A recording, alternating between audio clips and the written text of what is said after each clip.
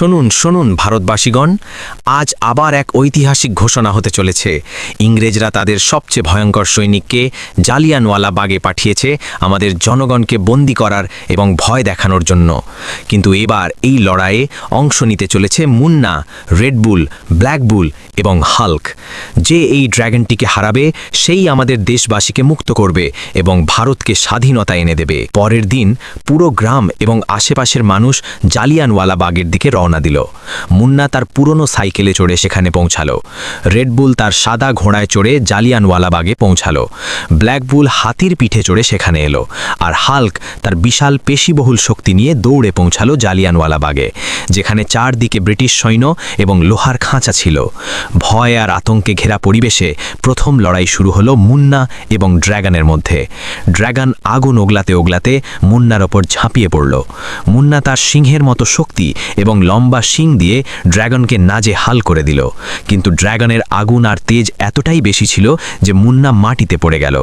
পুরো বাগান নিস্তব্ধ হয়ে গেল। এরপর রেডবুল এগিয়ে এলো। সে তার সমস্ত শক্তি এবং মজবুত বাহু ব্যবহার করল, কিন্তু ড্র্যাগনের দ্রুত উড়ান আর আগুনের বৃষ্টির সামনে সেও সেখানে লুটিয়ে পড়ল। তখনই ব্ল্যাকবুল সামনে এলো।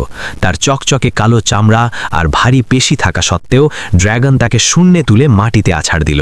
বাগানে উপস্থিত সবার নিঃশ্বাস যেন থমকে গেল।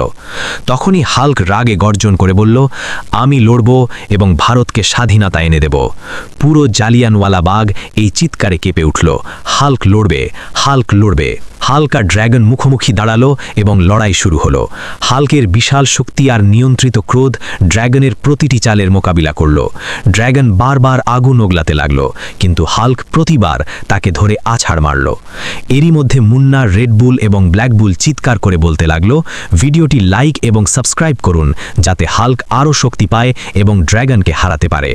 তখনই হাল্ক তার পুরো শক্তি দিয়ে গর্জন করল এবং ড্র্যাগনটিকে তুলে মাটিতে আছাড় দিল। ড্র্যাগন সেখানেই খতম হয়ে গেল। পুরো বাগান করতালিতে ফেটে পড়ল।